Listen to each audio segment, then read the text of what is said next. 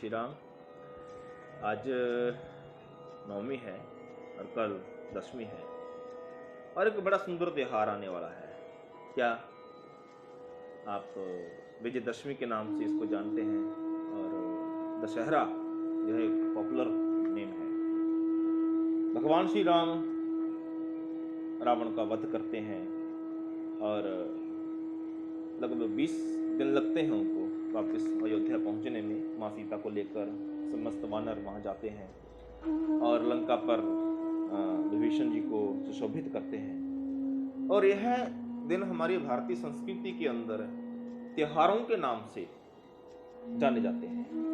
चारों तरफ खुशियां हैं, पूजन हो रहे हैं, धार्मिक अनुष्ठान प्रत्येक दिशा में देखें तो रंग जमाए हुए हैं, बाजार प्रफुल्लित हैं, प्रत्येक व्यापारी खुश है। कारण कि भगवान श्री राम रावण का वध करते हैं और कल अंतिम संस्कार है। और मैं एक बड़ी अजीब सी बात देखता हूं कि संस्कार जब किसी व्यक्ति का करते हैं और लोग उस अंतिम संस्कार की यात्रा में जाते हैं तो उनके वस्त्रों को कभी देखना आप, कैसे वस्त्र पहनते हैं। महिलाएं हैं तो सफेद साड़ी अथवा सूट पहन लेंगी और भाई लोग हैं तो सफेद कुर्ता पजामा ऐसा कुछ वस्त्र पहनते हैं। अर्थात जो रंगीन वस्त्र हैं वो उसमें धारण नहीं करते। क्यों? क्योंकि रंगीन वस्त्र खुशी का प्रतीक है और सफेद वस्त्र एक गमी का प्रतीक है। चलो ठीक है, लेकिन इतिहास और वर्तमान और आने वाले भविष्य में अगर आप देखेंगे तो केवल रावण की ही एक ऐसी शव यात्रा है, उसका दहन है, जिसमें लोग सफेद वस्त्र पहन करके नहीं जाते अपितु सज धज करके जाते हैं।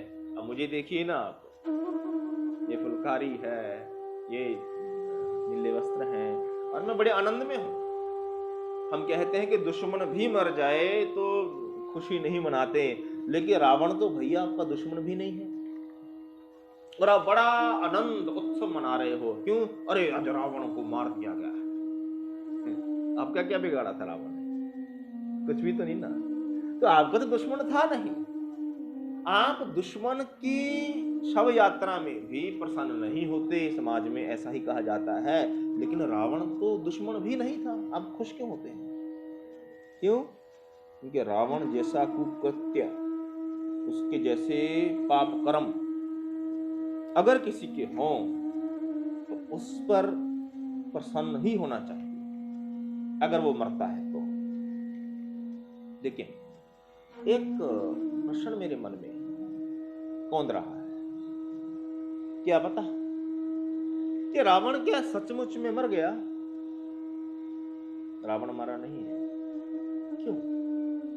देह उसकी मर गई, मैं मानता हूं, लेकिन रावण हमारी सोच में अभी भी जिंदा है। और एक मैं हैरान हूं कि हम श्री राम जी का अनुसरण तो कर ही नहीं रहे हैं, हम तो रावण का अनुसरण कर रहे हैं। कारण रावण की एक सबसे बड़ी दुर्बलता क्या थी पता आपको? कि अगर वो किसी पर स्त्री को देखता और अगर वो सुंदर है तो रावण चाम का भक्त था, राम का भक्त नहीं था। तो वो क्या करता? उसके चाम अर्थात उसकी सुंदरता को देखकर उसके प्रति कलुषित भावों को भीतर जन्म देता और कलुषित क्रियाकलाप की ओर अपने आप को बढ़ा देता। आपको पता है माँ सीता का, हालांकि उसने अभी दर्शन नहीं किया था, जैसे ही सुना अपनी बहन शूर्पणखा से कि वह तो देवलोक की जो अप्सराएं हैं उनसे भी कहीं अधिक सुंदर है, और उसके मन में ऐसा काम भाव जागृत हुआ। उसने कहा कि एक तो मेरी बहन को उन्हें नाक कान काट दिया, तो नाक कान काटना तो बहाना था उसके लिए, था तो मन में उद्देश्य क्या कि अगर ऐसी सुंदर स्त्री है तो उसका भोग मैं अवश्य करूंगा। तो रावण आप जानते हैं कि क्या क्रिया करता है, माँ सीता का हरण कर लेता है। और मैं जो कहना चाहता हूं, माफ कीजिएगा, मैं स्वयं को भी यह कहता हूं कि अगर हम भी किसी सुंदर स्त्री को देखते हैं तो हमारे मन में उसके प्रति देवी के भाव आते हैं या कलुषित विचार आते हैं? तो यह प्रश्न हम स्वयं से पूछें, पता चल जाएगा कि हम भक्त श्री हनुमान जी की तरह भाव रखते हैं या रावण की तरह भाव रखते हैं। ठीक है, फिर अब देखिए कि रावण की एक पता नहीं क्या बात है, उसको साधु देख करके चिढ़ क्यों आती है। उसके घर में साधु है विभीषण। जी हाँ, विभीषण कोई पापी इंसान नहीं थे। भगवान श्री राम कहते हैं विभीषण के बारे में कि तुम्हें सारीखे संत प्रिय मोरे, धरे हूं धे नहीं आन नहीं हो रे, कि हे विभीषण जी, मुझे तो आपके जैसे साधु ही प्रिय हैं और मैं आप जैसे साधुओं के लिए ही देह धरता हूं, नहीं आन नहीं हो रे, मुझे और कुछ उद्देश्य नहीं है। ठीक है ना। देखिए रावण के घर में साधु भाई, देखिए रावण ने उसका सम्मान थोड़ी किया, बल्कि छाती पे लात मारी। और आप हैरान होंगे कि रावण के पिता साधु ऋषि विश्वकर्मा मुनि, उसके दादा साधु पुलस्त्य मुनि, लेकिन रावण अपने पिता के पास रहा ही नहीं। अपनी माँ कैकसी के साथ अपने ननियाल में जाकर के, जो राक्षसीय प्रवृत्ति के थे, उनमें जाकर के जन्मा पड़ा। फिर देखिए आप, रावण के घर में श्री राम एक और महान साधु को भेजते हैं, श्री हनुमान जी। रावण क्या करता है, उनको बंदी बना करके जुलूस निकालता है। और रावण की लंका में रहने वाले कौन होंगे? जो रावण का अनुसरण कर रहे हैं। ठीक है ना। विभीषण को छोड़कर सभी लोग लंका के अंदर रावण का अनुसरण करते थे। और हनुमान जी को जब वहां पर बांध करके उनका जुलूस निकाला गया, क्षमा कीजिए, तो लोगों ने पता क्या किया, मारे ही लात करे बो हासी। श्री रामचरितमानस में लिखा है मारे ही लात करे ही बहुहासी, कि वो श्री हनुमान जी को लाते मार रहे हैं। रावण अपने भाई को लात मारता है और लंकावासी श्री हनुमान जी को लात मारते हैं। और रावण ने सोचा कि लात वात करके सब हो गया खत्म, अब एक काम करता हूं, इसकी पूंछ को जला दो। साधु को जलाओगे तो होगा क्या, हमारा घर जल जाएगा भैया। और भगवान शंकर माँ पार्वती को कहते हैं, हे पार्वती देखो, लंका ऐसे जल रही है जैसे किसी अनाथ का घर जलता हो, अर्थात उस पर कोई बुझाने वाला ही नहीं और जले जा रहा है। भगवान शंकर क्या कहते हैं, साधु अवज्ञा कर फल ऐसा, जलई नगर अनाथ कर जैसा। इसलिए रावण का संस्कार क्या है कि साधु को बुरा बोलो, साधु का अपमान करो, और हो सके तो लात मारो, और हो सके तो उसको जलाने का प्रयास करो। लेकिन सज्जनों, प्रयास करने के पश्चात परिणाम क्या निकलता है देख लिया ना, रावण का घर जल जाता है। तो आज समस्त घरों में आग लगी हुई है, कलह की आग लगी है, सभी लोग जल रहे हैं, भुन रहे हैं। आग लगी आकाश में, जल जल गिरे अंगार, साधु न होते जगत में तो जल मरते संसार। ये साधु है जो संसार के अंदर व्यक्ति की इस अग्निमय सोच को, ये जलती हुई सोच को ठंडा करते हैं अपने आशीष वचनों से, अपनी कृपा से, अपने स्नेह से, अपने आशीर्वाद से। हम हैं कि साधु, एक आध को ऐसी घटना हो गई, सभी साधु भैया कपटी हैं, सभी साधु अच्छे नहीं हैं। अच्छा, कमाल हो गया। चलो, इसलिए रावण मरा नहीं है, रावण हमारी सोच में जिंदा है। हम रावण के संस्कारों का अनुसरण कर रहे हैं, श्री राम जी के संस्कारों का नहीं। क्योंकि श्री राम जी रावण को मारकर कुछ और समझाना चाहते हैं। उनको पता था कि रावण देह से तो मर जाएगा, लेकिन सोच में नहीं मरेगा, संस्कारों में नहीं मरेगा। इसलिए भगवान श्री राम या कोई भी अन्य महापुरुष कोई लीला करता है तो उसके पीछे कुछ आध्यात्मिक रहस्य होते हैं। अब देखिए, भगवान श्री राम 10वीं वाले दिन मारते हैं, तो उससे पूर्व 9 दिन रेगुलर सुबह सूर्य उदय होने से पहले मां शक्ति का आराधन करते हैं। और यह आराधन उनका कोई शारदीय नवरात्रों के दौरान नहीं रहा। आप पीछे जाएंगे तो चैत्र नवरात्रों से ही भगवान श्री राम शक्ति का आराधन कर रहे हैं।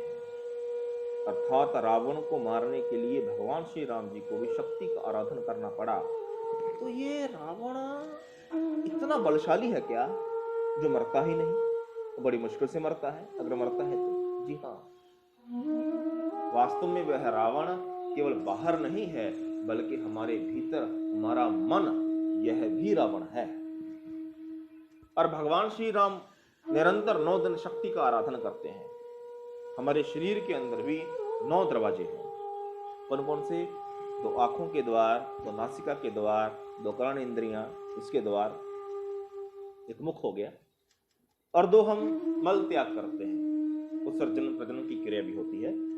तो ये 9 द्वारों का जो मिश्रण है, अगर यह संसार की माया से जुड़ा है तो आप समझिए कि हमारी शक्ति क्षीण हो रही है। शक्ति का उत्सर्जन नहीं हो रहा, बल्कि विसर्जन हो रहा है।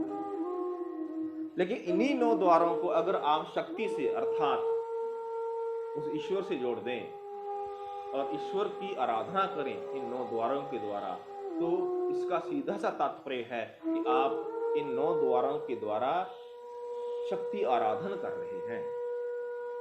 और शक्ति आराधन के बाद क्या होता है? 10वीं आती है, और आप जब इनको प्रभु की सेवा में जोड़ते हो 9 द्वारों को, तो जिसमें यह 10वां द्वार आपका खुलता है, अर्थात 10वीं आपकी होती है, उस दिन रावण मरता है, अर्थात आपका मन रूपी रावण मरता है। यह है वास्तविक दशहरा। ठीक है, नहीं तो बाहर आप कितना भी मनाएं, हालांकि यह गलत नहीं है, कम से कम समाज के अंदर एक संदेश तो जाता है, बुरा नहीं है। लेकिन यह अगर इसको आप पूर्ण रूप से करना चाहते हो तो बाहर रावण दहन के साथ साथ आपको भीतर के रावण को दहन करना आवश्यक है। तब समझना कि आपका जीवन एक सही दिशा की ओर जा रहा है। फिर पता क्या होगा? फिर किसी स्त्री को देखेंगे तो जबरदस्ती देवी का भाव नहीं जगाना पड़ता, स्वतः ही देवी का भाव जगता है।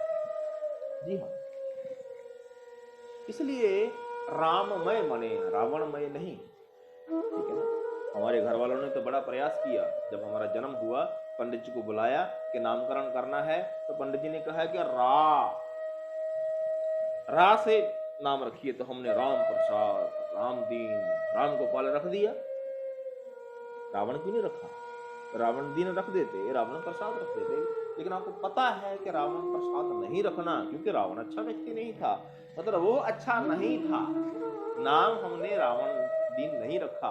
रावण दीन भले ना रखा हो, लेकिन रावण अवश्य बन रहे हैं। इस पर चिंतन कीजिए। ठीक है, दशहरे की बहुत बहुत शुभकामनाएं। मन मरे, मैं भी अपने मन को मारूंगा। कौन सा मन? जो रावणमय है। हाँ, जिस मन में प्रभु बस गए तो मन क्या है? तो मन भी ईश्वरी रूप हो जाता है। इसलिए प्रभु कृपा करें, ऐसे संस्कार समाज के अंदर स्थापित हो, समाज एक सुंदर परिधि में बंधे। यह कामना करता हुआ मैं अपनी वाणी को रोकूंगा। और आज से एक निवेदन है, एक घंटा होता है, मंदिर में बजाते ना, बड़ा अच्छा लगता है।